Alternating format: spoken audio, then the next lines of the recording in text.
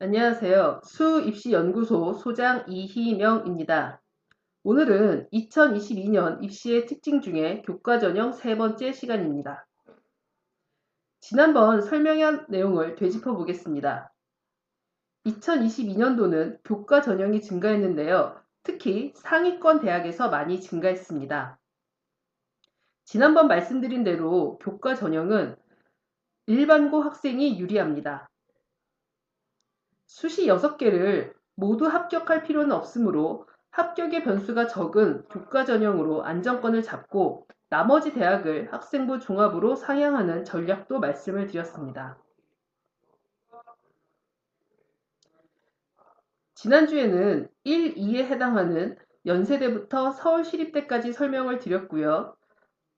오늘은 3, 4에 해당하는 홍익대부터 세종대까지 설명하겠습니다. 오늘 소개할 대학들은 대부분 원래 있었던 교과 전형이 학교장 추천을 받아야 하는 교과 전형으로 변경된 곳이 많습니다. 홍익대입니다. 383명을 선발했던 교과 우수자 전형이 추천 인원에 제한이 있는 교과 추천형으로 변경되었습니다. 지원할 수 있는 학생이 제한된 만큼 선발 인원도 237명으로 감소하였습니다. 내신이 좋더라도 수능 최저를 만족하지 못하면 불합격하게 됩니다. 2020년 경쟁률이 약 8 정도였는데요. 합격선은 인문은 1등급 중반에서 2등급 초반이고요. 자연은 1등급 후반에서 2등급 초중반 정도였습니다. 숙명여대입니다. 선발 인원은 큰 차이는 없는데 추천 인원의 제한이 고3 여학생의 10% 이내로 변경되었습니다. 그러나 추천 인원의 제한은 큰 의미는 없다고 생각합니다. 한 학교에서 이 정도 인원만큼 전형을 쓰지 않기 때문입니다. 주목할 것은 21년도에는 인문은 국영수사, 자연은 국영수과 교과가 반영되었다면 22년도에는 인문, 자연 모두 국어, 영어, 수학, 사회, 과학, 한국사 교과가 모두 반영된다는 것입니다. 또한 수능 최저가 2개 영역 합이 4에서 5로 완화되었습니다. 수능 최저가 완화가 되면 내신 커트라인이 상승합니다. 이 전형의 20년도 내신 평균은 인문, 자연 모두 1등급 후반인데요. 2022년도는 더 오를 것으로 예상이 됩니다.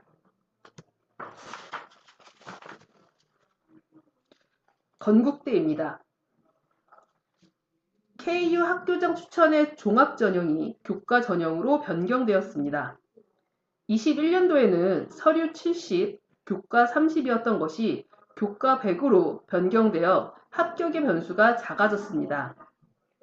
실제로 제가 가르쳤던 학생 중에 내신이 1.12였던 학생과 1.08이었던 학생이 모두 수의회를 이 전형으로 썼다가 떨어졌습니다.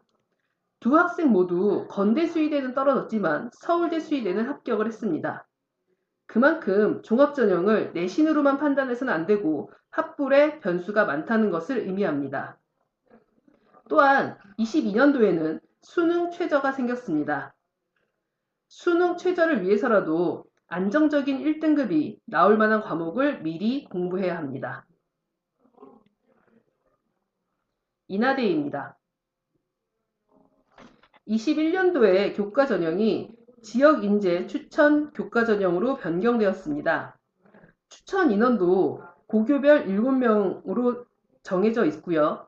선발 인원이 385명으로 전년도 대비 238명이 감소하였습니다. 수능 최저도 비교적 완화되었는데요. 선발 인원도 감소하고 수능 최저도 완화되면 경쟁률과 커트라인은 상승할 가능성이 높다는 것을 명심하시기 바랍니다. 2020년 교과 전형의 경우 인문, 자연 모두 2등급 초중반 정도가 평균이었습니다. 동국대입니다. 학교장 추천의 종합 전형이 교과 전형으로 변경되었습니다. 선발 인원은 비슷한데 고교별 지원할 수 있는 학생 수가 늘었기 때문에 경쟁률이 상승할 가능성이 있습니다.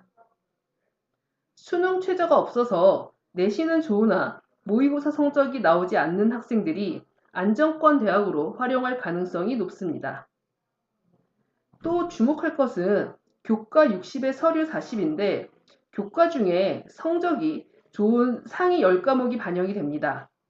비슷한 성적대 학생들이 경쟁하기 때문에 내신보다는 서류의 영향이 더 클 것으로 예상이 됩니다. 아주대입니다. 21년과 22년에는 큰 변화가 수능 최저가 생겼다는 것입니다.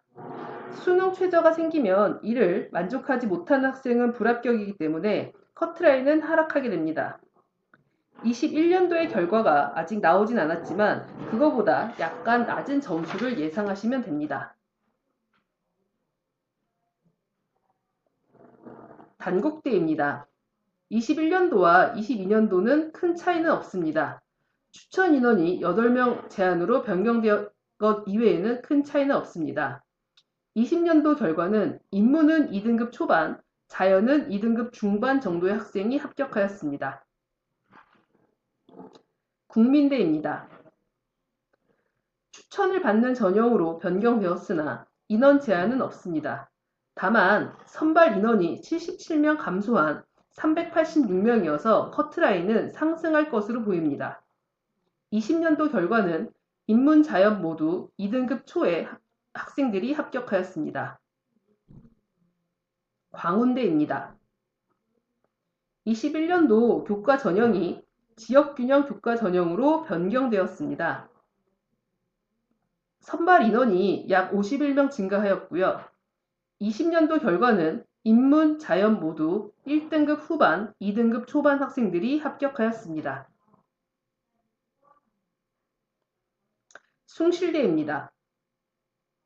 21년도와 22년도는 큰 차이가 없습니다.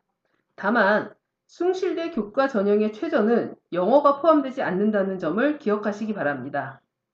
20년도 결과는 인문, 자연 모두 2등급 초 학생들이 합격을 합니다. 세종대입니다. 21년도의 교과 전형이 수능 최저가 있는 교과 전형과 수능 최저가 없는 교과 전형으로 나뉘었습니다. 일반적으로 수능 최저가 있는 전형이 내신의 커트라인이 낮습니다.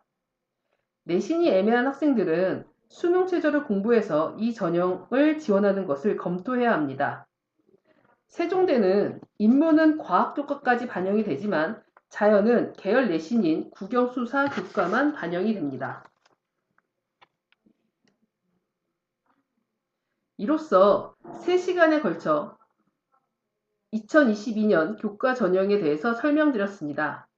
제가 강조하고 싶은 것은 교과 전형의 증가는 일반고나 비강남권 학생에게는 기회입니다.